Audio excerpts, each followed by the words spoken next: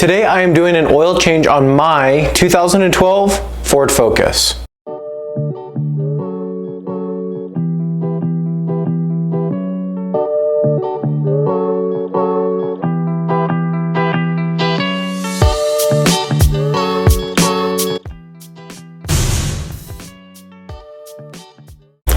So for this oil change, since I'm a little particular about my vehicles, we're going to be using, in my opinion, the best of the best oil. Not because this is a race car, but because I want to get as many miles out of it as possible. I use AMSOIL. The reason that I use AMSOIL is because, for many reasons, but one of them is because of the detergents that they have in the oil. AMSOIL has a large quantity of detergents in the oil, and what that does is that keeps everything clean in the valve train. There's a lot of valleys and areas, tight spaces, lifters, hydraulic lifters or lash adjusters, things like that, that they need to stay clean, and there's small screens on them. When you have detergents, sometimes it can actually cause more problems if you have a high mileage vehicle, because it starts to break up some of the sludge and the gunk in the motor and get into places that it shouldn't be. But if you keep up with it from the time that you get your vehicle, low mileage, a lot of times detergents are really good to use in the oils. And it's not an additive that we're using, it actually comes in the oil. Again, that's one of the reasons. There's many other reasons that I use AMSOIL. They have really good tensile strength, where on cold starts, that oil is gonna still be, instead of dripping all back down into the pan, it impregnates into the metal, and it stays up in the cylinder walls and areas where you're gonna have less damage on cold starts, where your oil's not in the areas that it needs to be anymore. We'll probably do some more videos on oil. There's a lot of details to it. There's a lot of specifications and a lot of different things that oil manufacturers use to make sure that they have a good product. I've done a lot of that research, and so I can tell you that, from my opinion, AMSOIL is a really good solution for a lot of the issues that some of the modern vehicles have. So what I like to use is synthetic. This is the Signature Series. This is 520. This oil is good for, I think they say 3 times the factory intervals. I don't go anywhere near that. I would say that, you know, check with your manufacturer specifications for intervals on oil changes. But if it's 3 times, say that your vehicle needs an oil change with regular oil at, 4,000, maybe 5,000 miles these days, that's like getting close to 12 to 15,000 miles. No matter how good your oil is, it still gets dirty, and that's why I like to change it. A lot of times I try to change my oil when I'm using the Signature Series around 7,000 or 8,000 miles, so we're going somewhere between around 60–70% of the length of the oil, or what it says that it'll be good for, just because it gets dirty. There's stuff that gets in the oil, and you start to lose some of the properties of the oil. Once oil starts to get some of the particulates in it and debris from just being on the road, your cars, sometimes they see dirt, they start to break down. And once the oil starts to break down, it really is time to change them. As long as these guys say that the manufacturer is, the oil changes can be done at 3 times manufacturer. Again, it really just depends on how dirty it's getting, and there's certain things that do start to break down the oil. So I change it at 7,000 or 8,000 miles. So that takes care of the oil. Takes 4.5 quarts. So I go ahead and get 5. That way, within the 7,000 or 8,000 mile range that we typically take the oils, gives you half a quart to top off as needed. It really doesn't ever need that much, but you have it if it needs. We also use a AMSOIL oil filter. I own a lot of Ford vehicles. On every other Ford vehicle that I own, I use a Motorcraft filter. This is my daily driver, and it's just convenient for me to get an AMSOIL filter for it.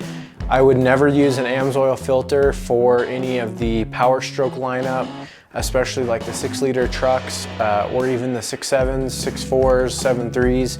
I would always stick with Motorcraft, but for this car, I actually do use the AMSOIL filter, and this is the part number. It's EA15K51, and this is the AMSOIL oil filter that works with the Ford Focus. So one of the first things we want to do is make sure that the car is warm, but you don't want it too hot. So the car has been sitting all day long, so in just a few minutes we're going to make sure to open the garage. Don't start your car inside of an enclosed area, make sure you open your garage and you have good ventilation. We're gonna open that up, get the car started. It really is good to take it for a drive, but we're just gonna let it run for 5 or 10 minutes to warm up, just idling. And once that's warm, we're gonna go ahead and pull it up onto the ramps, and we'll be able to get underneath the vehicle to start draining the oil. Okay, so we're gonna back the car up a little bit and we're gonna put it up onto the ramps. This is something that can be really dangerous, so make sure you have somebody that's confident in their driving ability to pull it up onto ramps.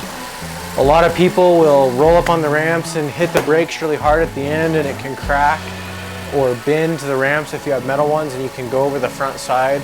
So it really needs to be something where you're steady on the throttle and the brakes as you're pulling up the ramps. So what we'll do is we'll back the car out, put the ramps in front of the tires, line them up, make sure everything's square, parallel, and we'll pull onto the ramps.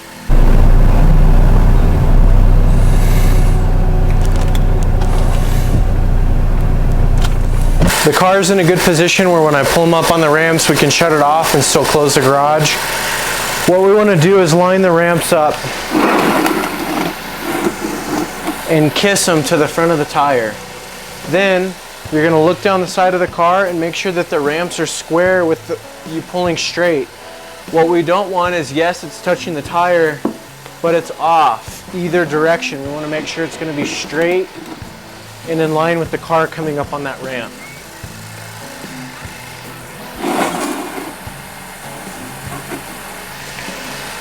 The other thing is we don't want one of the ramps touching the tire and another ramp not touching the tire, because when we pull up, there's going to be a tire that's further at one point or another on the ramp itself. So now that they're lined up, we've got both of the ramps touching the tires. We're going to go ahead and pull the vehicle up onto the ramps.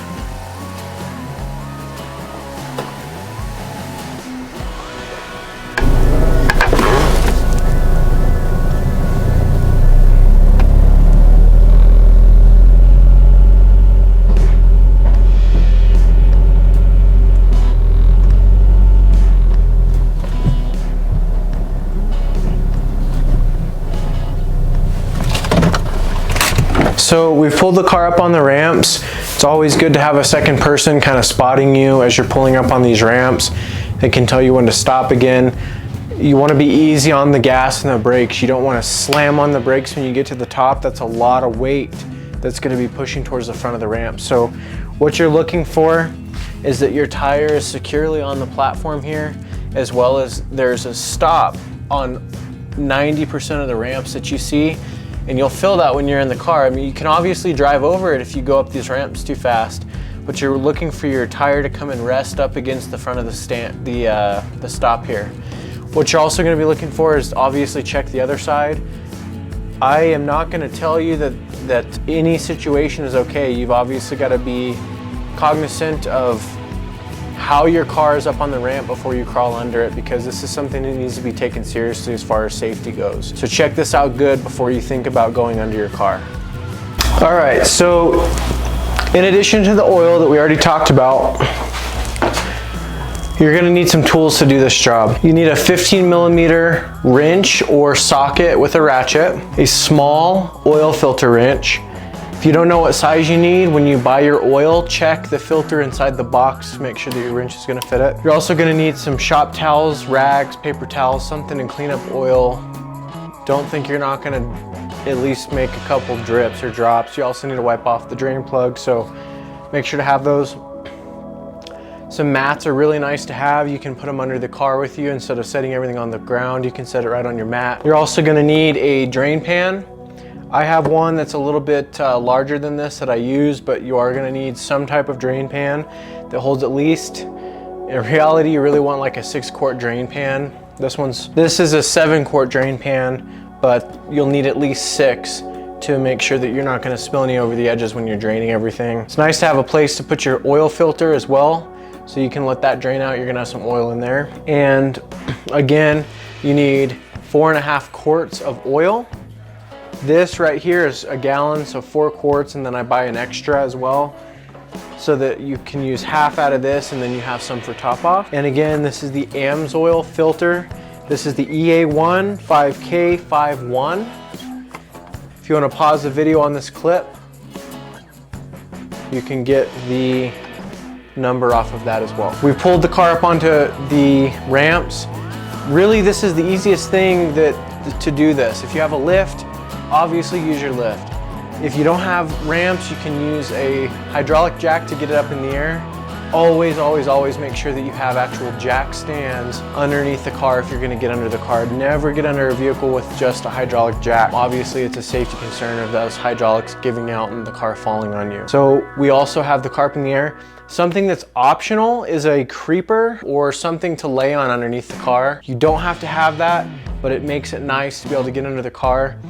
Might be a little bit challenging though, because it does lift you up a couple inches and things are gonna be really close to your face just because we're working on a car right now. But it's definitely nice to have if you have the room for a creeper as well.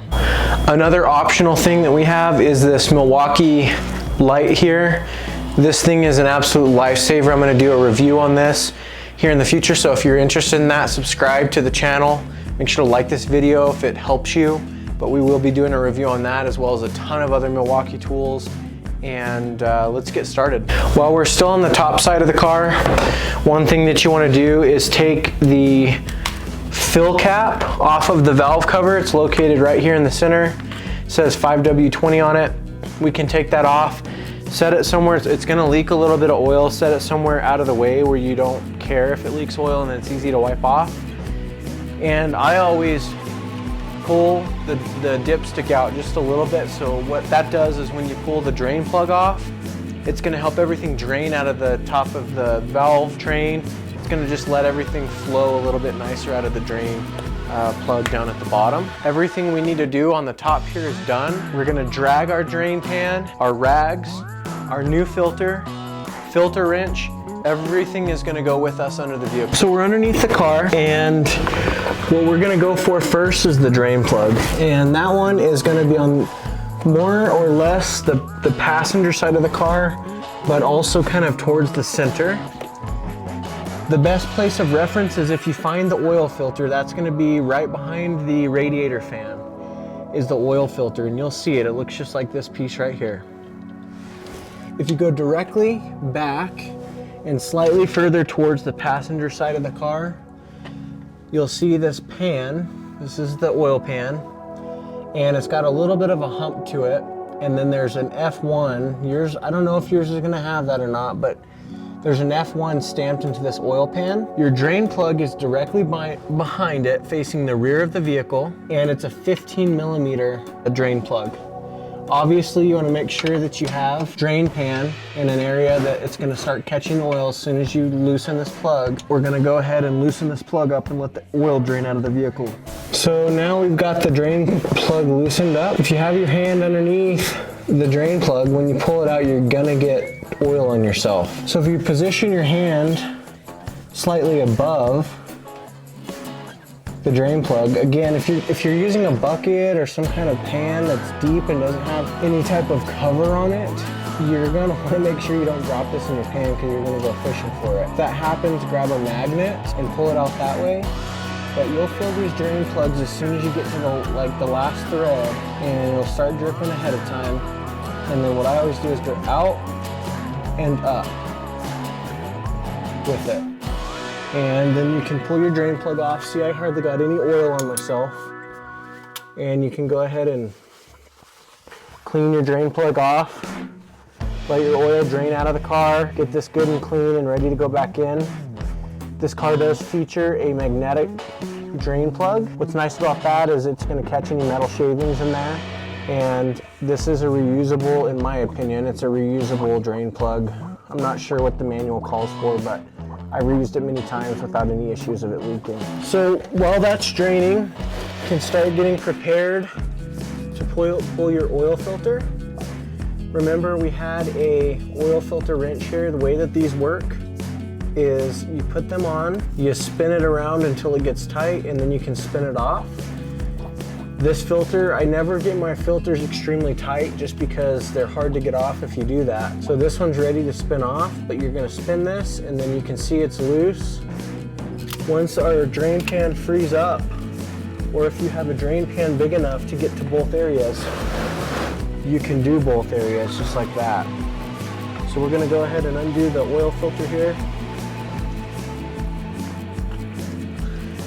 Just like that. That way both of these are draining at the same time underneath the vehicle. Oil filter, again, we're gonna have this underneath the car, but one thing that's good to do before you go underneath the car with your oil filter, you always wanna get this gasket and lube it up with some new oil. What's nice is you can use the existing box that you already have, put the oil filter back in upside down, and that will help hold the oil filter up so it doesn't go falling over everywhere and rolling across your bench or whatever you're working off of. And you can get just a little bit of oil on your hand, on your finger, and go all the way around the gasket here.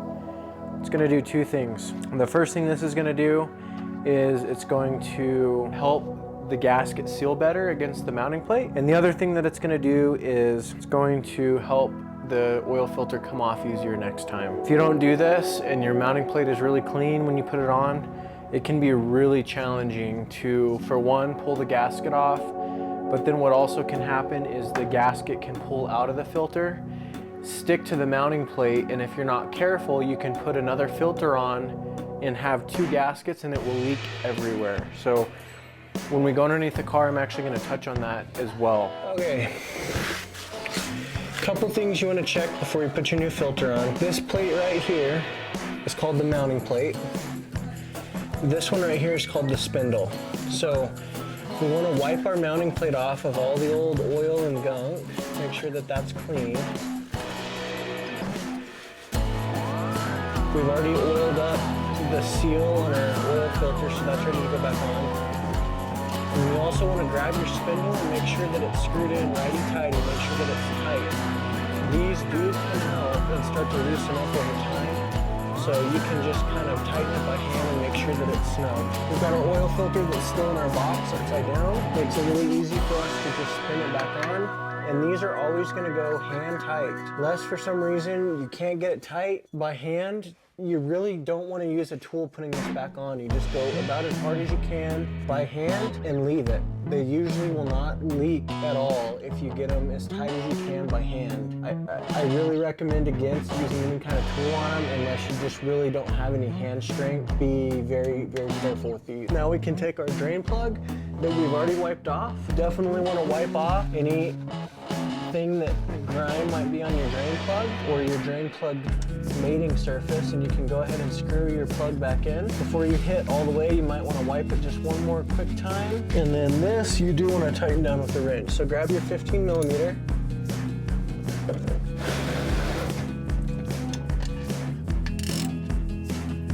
And this one just gets hand tight, about snug, and that's all it takes. Next thing is clean up any spills underneath your vehicle, get all your tools out from underneath. A lot of people like to clean everything up underneath with brake cleaner. That's fine, do that while you're under here if you want. This is my daily driver, so I don't really care if there's any residue or residual oil, but I do try to clean it up just the best I can. I'm not gonna spend too much time on it, but we do get as much as we can off. So drain plug's tight underneath the car. We've checked and wiped down the mounting plate. There's no more gasket on there. New filter is installed hand tight. Drain plug is installed with a wrench, and that's also just snug, maybe a little more than snug. And we've also checked the spindle to make sure that it's all the way screwed in, that was right inside of the mounting plate that we showed you before. So now it's time to add oil. Again, this vehicle specifically takes 4.5 quarts of oil. So what we're gonna do is add the full gallon, which is 4 quarts, in this one here. Some of these jugs are 5 quarts, so make sure you look at the label to see what size it is. There's 5 quarts and then there's 1 gallon. 1 gallon's 4 quarts.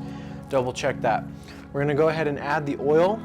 Again, that goes right in the valve cover on top where we took the cap off just a little while ago. We want to make sure that there's a vent hole here for the dipstick. It's not all the way in, it's just out a little bit. And we can go ahead and start pouring our oil. Again, this is only 4 quarts in this, so we're going to pour the entire thing and then half of our 1 quart container over here. This oil is 520, so it's fairly thin. It's going to pour nicely. Again, make sure that your drain plug is in. Definitely don't want to pour all of your new oil while there's no drain plug in. Many funnels have a area where you can rest the jug in while it continues to drain. This is a little large for that. This oil is also very thin, so I'm not going to worry too much about it. So now we've added 4 full quarts. Most oil containers have markings here on the side. 32 ounces is 1 quart. So we're going to pour this down till we're at 16 ounces here on the bottle.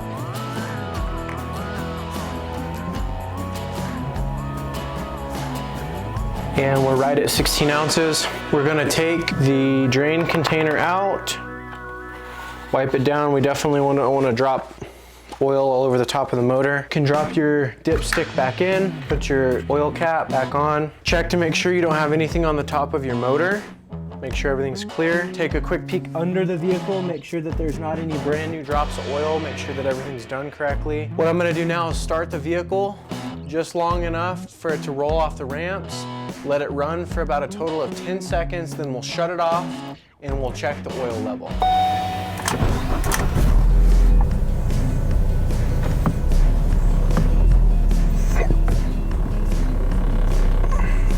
Okay, so we backed it off the ramps. We let the motor run for about 10 or 15 seconds. Checked underneath the car. There's not any new oil spills. There's a little residue residual from when we drained the oil. But now we can check the oil now because it's not on the ramps, it's level and it'll be an accurate reading. Grab yourself a rag and go ahead and check the oil. And we are dead money on where we need to be. A lot of times oil can be kind of hard to read when you've just swapped it out because it's so clear. You don't really see anything on the dipstick because it's so clear. What you can do is look to see if the holes on your dipstick are filled up with oil or not. And I've obviously wiped this off, but you can see, just like if you're gonna blow bubbles with soap, you can look into your dipstick and see if there's any oil inside of these holes. Is a great way to see if you're where you need to be as far as your level goes. All right, so we've completed an oil change. Everything's done except for the cleanup portion, which that's going to depend on your setup and how you clean up the mess. But now is a great time to top off any fluids that may need to be topped off. We're going to go ahead and fill up our washer fluid here. We are completely finished with oil change. Again, washer fluid we topped off. It's a good time to check your air cleaner. I appreciate each and every one of you watching this video. Thank you so much. If it helped you out, please like the video, subscribe, comment if you have any questions. There's going to be a lot more educational videos on vehicle maintenance, vehicle upgrades for many different, most likely Ford vehicles. But again, thanks again for watching.